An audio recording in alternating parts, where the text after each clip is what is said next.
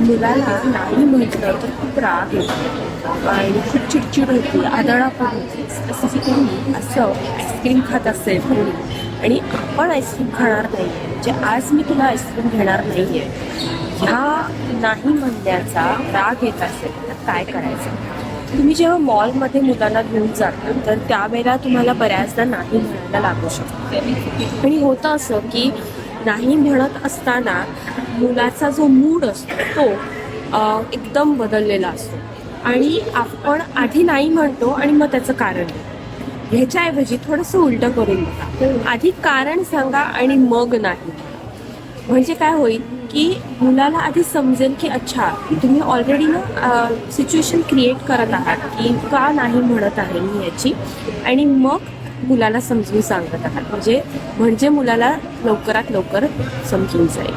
Happy parenting.